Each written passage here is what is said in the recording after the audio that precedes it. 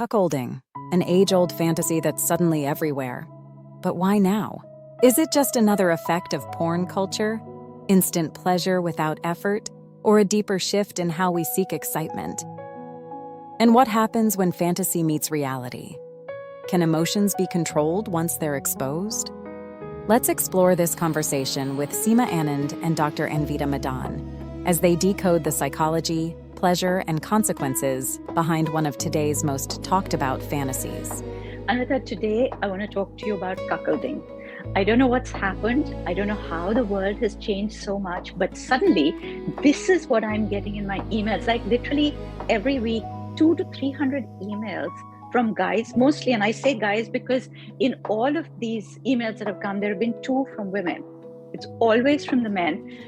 Several men writing in, talking about how they want their wives to sleep with lots of other men and that they are going to get turned on by watching them. And I don't know where this is coming from. Like I said, has the world changed? Has our ideas of pleasure changed that drastically?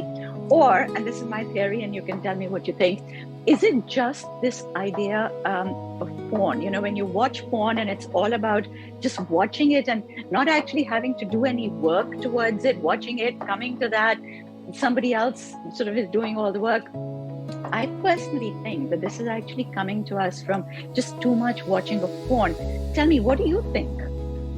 As in, it's an interesting theory. I think it could be true because there is something about instant gratification, right? In this thing idea. Like if your relationship with sex has become a visual one, where there are a lot of people who used to come to us who would say that now I'm unable to have penetrative sex because, or I need to watch my wife, or I need to watch porn ultimately for me to have an orgasm because I can't have a penetrative orgasm any longer, because their relationship with sex or an orgasm had become through masturbation or through pornography. And so to break that pattern and to make it more relational and to make it more involved with their partner was something that one had to work with. So that is a good theory in some ways, that it might be a lazy way of saying, I enjoy, I have, I can come, I can have an orgasm, I can masturbate, and rather than it being a random person, it's actually the person I'm in a relationship with. So it's kind of like live porn. Could be. I hope it's not, because I would want it to be more of a fetish or a desire or a fantasy rather than a replacement. I know, but it's kind of strange in how much the numbers have grown. I don't know if this is one of those things that everybody's always thought at some point. I don't know if this is one of those exciting thoughts that goes through everybody's mind. But as we go through the talk today, I'm going to give you examples of people who haven't quite thought it through. So, there are some people who've sort of written in and said, oh yeah, my partner, my wife, my girlfriend is totally into it. In other ones, I'm actually getting messages. Like there was this one guy who wrote to me saying that, when we do this as a role play, my wife is really great about it. She's brilliant. We have the most fantastic sex because, we role play that she's cuckolding me, that she's having sex with somebody else and I'm watching. But whenever I tell her, okay, now I want to also do it in person, apparently she whacked him one and said, like, are you mad? What kind of guy do you think you are? And, what kind of family do you think we live in? And he was very upset. And he actually wrote to me and said, how do I get her to change her mind? How do I convince her? For me, this is just like, it's a fascinating, like I would love to explore this more, because in some ways we are moving away. On the surface it will feel like we're moving away from you are mine and you main mard hoon types, and if you're going to be only mine and nobody else's, and if ever anybody touches you I will kill them, kind of like machismo that we used to hear before. And what we are hearing, so on the surface it feels like, oh, they're changing, there's width and there's depth and they're willing, they're not being all like egoistic. And because in that element what I'm talking about, it was like owning the other person. There was objectification in owning. So on surface it might feel like, and they might portray as they're not, but in reality they're doing the exact same thing, because it's still their fantasy, it's still what they want, it's still their desire. They're not, once did I hear you say, oh, my wife and I really enjoy cuckolding, my wife really feels aroused when I watch her have sex. So I have heard nothing about the wife or the wife's desires or what she wants. It's just being replaced with nobody will touch what I own, and now it's changed to I own her and I want to see her being touched by somebody else or have sex with somebody else. So it feels still problematic. It's actually very objectified. And actually, while we're on this point, I will actually tell you about a particular guy who wrote into me. And I really, at one point, I think, it's very seldom that I get that worked up, but I really did get very worked up on this email. And I will tell you what it's about. But, it's like you said, it's all about the male gaze. It's about the male fantasy. I've had women write into me and say, my husband wants me to do this. It makes me sick. I want to throw up. Husband is still insisting. There are guys writing into me and saying, I want to do this. I want my wife to do this. Can you advise me on what kind of bull to get for her? So they're actually asking me what kind of man they should get to have sex with their wife, rather than even this bit is not being discussed with the wife. And it's not her choice who she wants to have sex with. It's about who they it's my choice. Want to see. And it's not even their choice. It's not even the husband's choice. It's your choice of who should have sex with their wife. And and when you talk about that, I just feel like what I would like to say is we're not putting people down if they want to engage with cuckolding. It's not saying we're not having a judgment around it.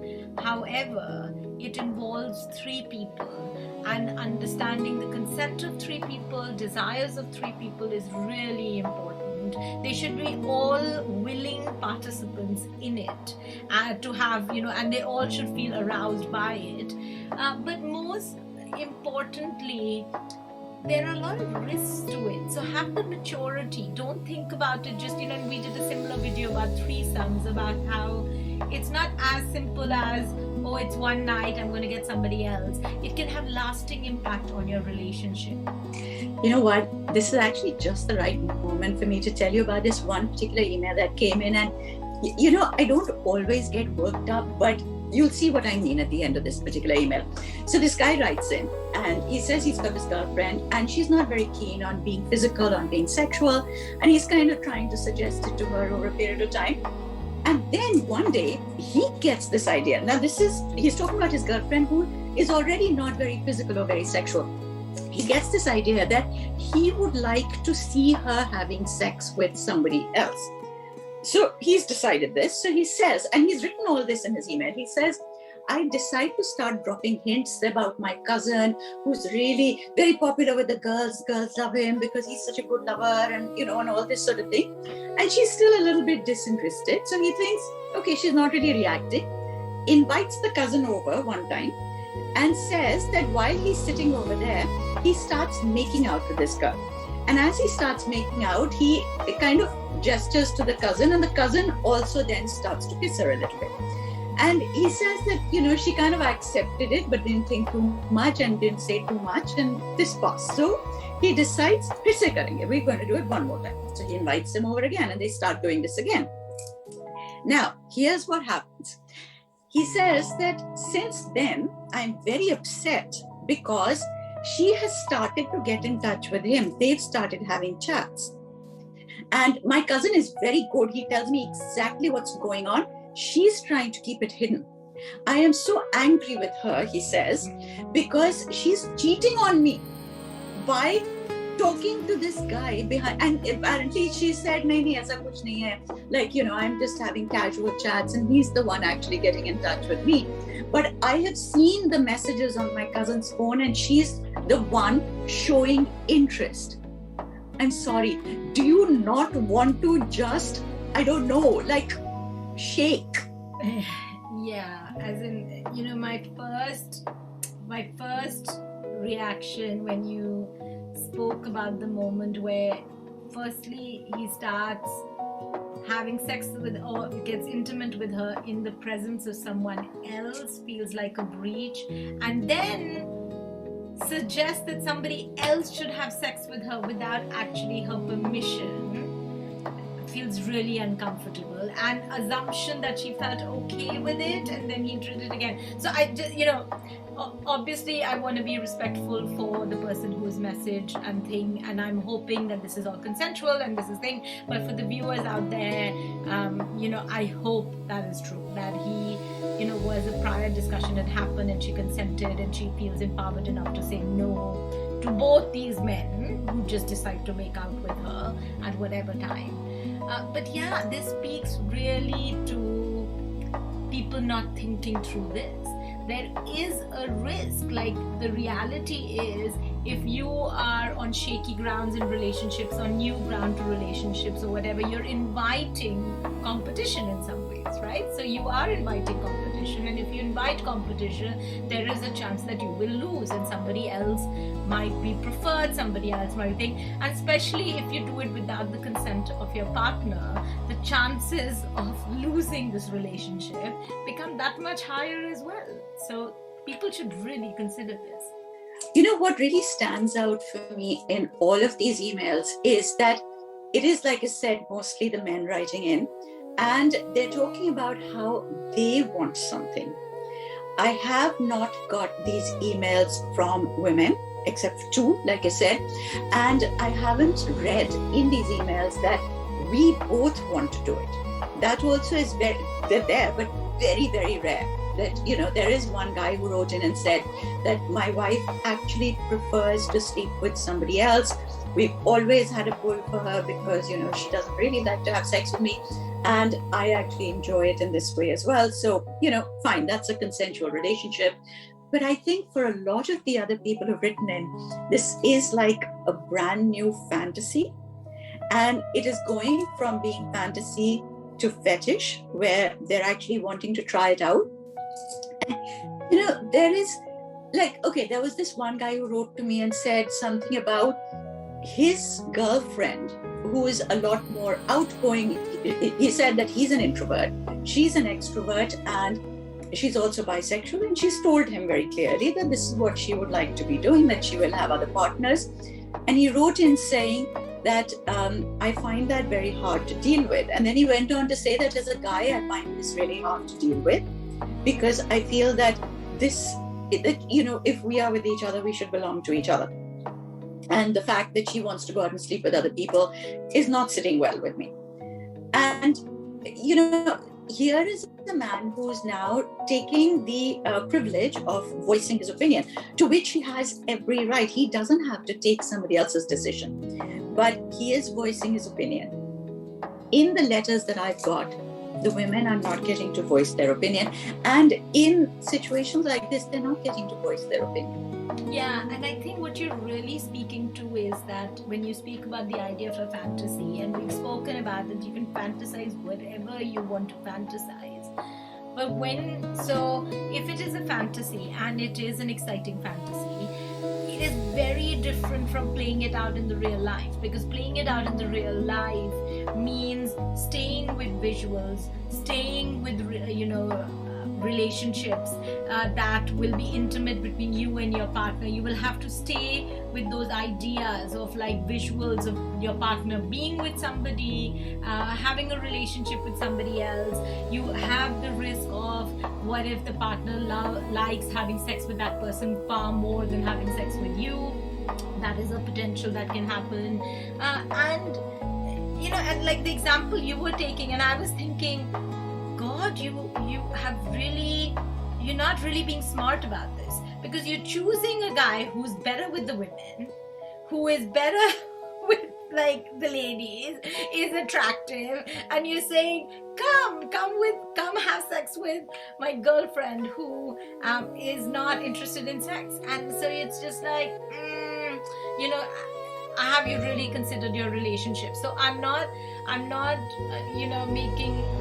to make fun of this person, but what I'm in seriousness saying is, please have a little bit of a reflective process about your relationship and where your relationship is and what it is. Is there trust? Is there mutual respect? Is there mutual communication, where you are pretty sure that when you introduce this fantasy which you want to convert into a reality, that your relationship will survive it? And when I say survive it, it doesn't mean scrape through. It will blossom after this versus shatter after this. So I do think that's something that people really need to consider, before taking the plunge. But fantasize away. We're not saying don't fantasize away, discuss it with your partner, get excited by it, but consider it when you want to convert it into a real thing.